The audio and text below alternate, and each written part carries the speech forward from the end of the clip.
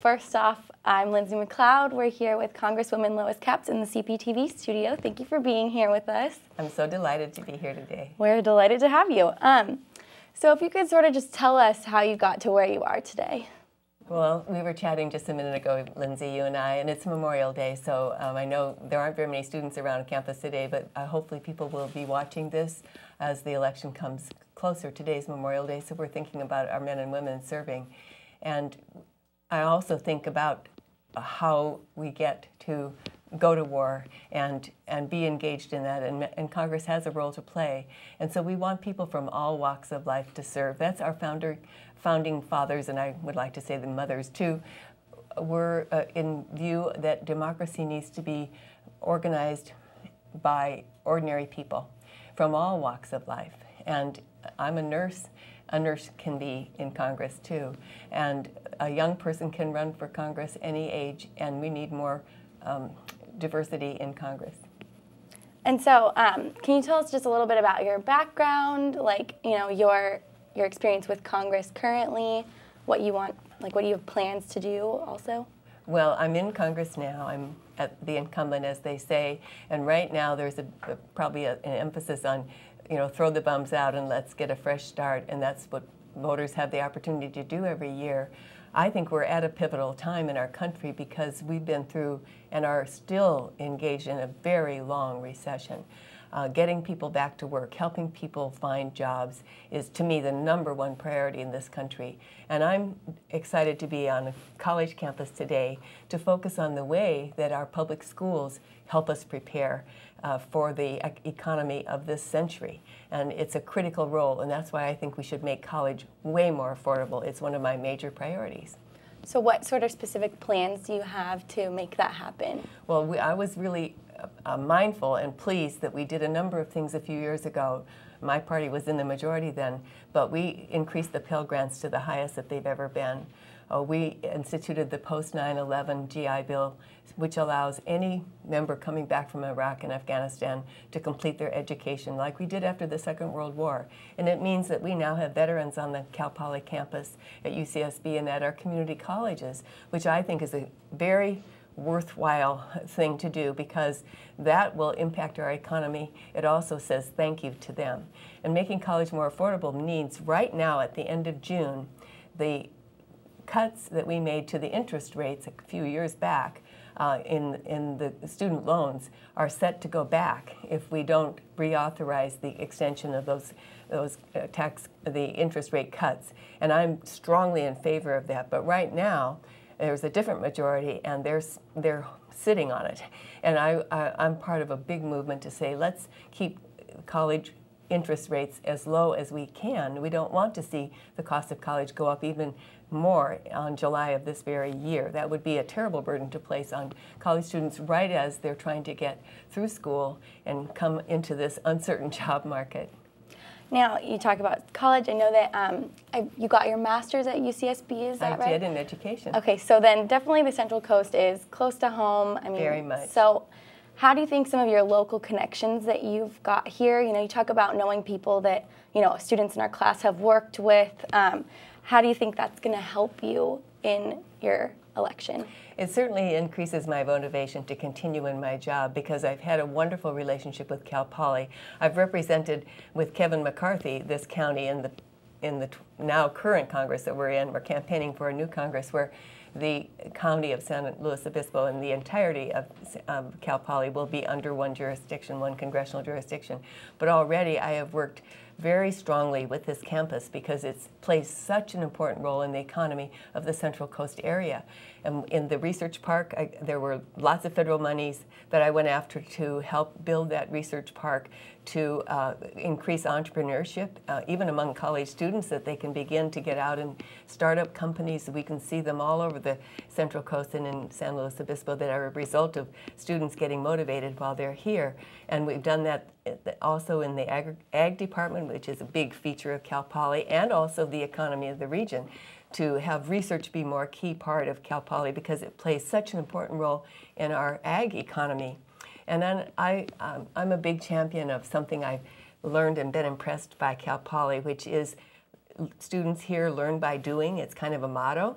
And I've been really inspired to take a part in and get some federal dollars for a study that was done on poverty here locally that impacted and collaborated with the local United Way. So students did the research to see where the pockets of poverty were, and then United Way could come in with the kind of community support that's needed. Well, the federal dollars from the Ag Department actually to help with the nutrition part of poverty played a role in that, and I was pleased to be playing a small, it helped me be a big cheerleader for Cal Poly, because those kind of projects like accounting students helping low-income seniors do their taxes and giving experiences to students in accounting, but also who can afford a CPA if you're on a limited income? And so it's a two-way street. Learning by doing has a beneficiary aspect of it. So then, speaking of the economy and how it needs to be fixed, how do you think it can be fixed? Well, I think exactly by having an emphasis, you have to do some targeted investments in order to have a payoff for the economy, because we're not just talking about getting any old job tomorrow. When you graduate from college, you want a good paying job in a field of your choice. So we want to make sure that you are prepared for the kind of jobs that we need. I'm just picking on you, Lindsay, because we're sitting here, but I'm thinking of all the young people today. It's not the same kind of employment needs necessarily that we had 50 years ago. So we need to have the kind of technology here. We need investments in innovation and research that happen at an institution like Cal Poly to spawn the kind of jobs in the high-tech field, in the clean energy field that we need for the future. Energy is a big part of what we're talking about. Could you maybe go into detail a little bit more about what you want to see changed with energy? Well, this campus, with its School of Architecture and the design, energy is a huge issue now. We're so dependent on foreign oil from parts of the world that are unstable, that we're in Iraq and Afghanistan, and we want to make sure that we can be one day as a nation self-sufficient when it comes to energy. We'll never drill our way there, but we do have all kinds of opportunities for energy. First, conservation through building and conserving the energy that we have. That means that most older homes and structures and buildings, office buildings, need to be rehabbed. Well, there's a whole employment there for a lot of people to learn how to do that, to upgrade structures that can be more economical and use of energy. Then there's a whole green energy array, solar energy. We have two big projects that I had a hand in helping to create in the Carrizo Plain, and those are all jobs for the future too. So could you talk a little bit about your stance on healthcare, and what do you think about the Republican Party wanting to change it? Well, that's a loaded question, shall we say, but it's a good one. And you're talking to a nurse here. So I came to Congress. I'd worked as a school nurse in Santa Barbara School District for many years before I was elected to Congress. I knew we had a broken healthcare system, and I knew that before because of all the families I tried to work with to get healthcare access for their kids, low-income families. And so I was motivated to get on the right committee to work on healthcare, and I was really pleased that we passed a law. Now that doesn't sound like the hype that you're hearing on the news in terms of Obamacare. It is a lot better than what we had before, which was a broken system. The goal is to make healthcare more affordable and more accessible to more people. Small business particularly, for example, we're talking about the economy and the importance of the economy. Small business is what drives it across the country and here on the Central Coast too, but most small business owners can't afford health insurance for their employees. And so then the employees have to go without or pay for their own, which is extremely expensive. So right now we have in place someone, I'm talking to you, Lindsay, I'm assuming of your age, that when you graduate from college, you're thinking, how could I ever afford health insurance? Well, because of this law that we passed, even today, anybody under 26 can stay on their parents' plan. Well, that's a big asset. And the full law is not even fully implemented yet, but your grandparents have their prescription, if they're on Medicare, have their prescriptions already coming down, and seniors take more medicines than other age groups, so that's an issue too. So there are many parts of the healthcare law that are already in place. Could you talk about sort of how do you think the nation is doing with defense spending? Are we spending too much? Are we spending too little? What's your stance on that? Well, we have a huge deficit. And that is a big concern. It's a huge burden for your generation and for the ones following on. So I'm of the opinion that we need to do something about that, and we need to do it through our taxes, but we also need to do it through rethinking our defense spending. You know, a few years back, we engaged in 2 wars without any thought of paying for them. And we need to budget these kinds of things. I'm having a conversation with you on Memorial Day. Wars are way expensive. We're celebrating Memorial Day by honoring those who made the ultimate sacrifice, but many veterans come back and they're wounded. We need to be committed to paying for their health care and making sure that they have the resources they need. It's a huge commitment to go to war. And I'm of this mind that the President's decision to pull back and put a timetable on our engagement in Afghanistan can't come too soon for me. I never voted for the Iraq War. I thought that was a huge cost to us that we couldn't bear, and now I'm glad we're out of Iraq for the most part. And in Afghanistan, I want us to bring those troops home and begin to use those funds that we're now engaging in battle for our domestic needs. And so you mentioned the deficit. So do you have any, I mean, obviously you've been in Congress, but do you have further plans that you would bring if you were elected again to help decrease the deficit? Oh, I think it's a number, well, I say putting jobs out or helping people find jobs is number 1. But right on its heels is number 2. And actually, as the economy gets stronger, it helps our deficit. That's probably the most significant thing we can do, is to increase employment, because more people are working. They're paying their taxes, but they're also engaging in commerce, and it helps our economy all the way around. It helps to reduce our deficit. But we need to be mindful. I'm of the opinion and strong believer in paying as we go.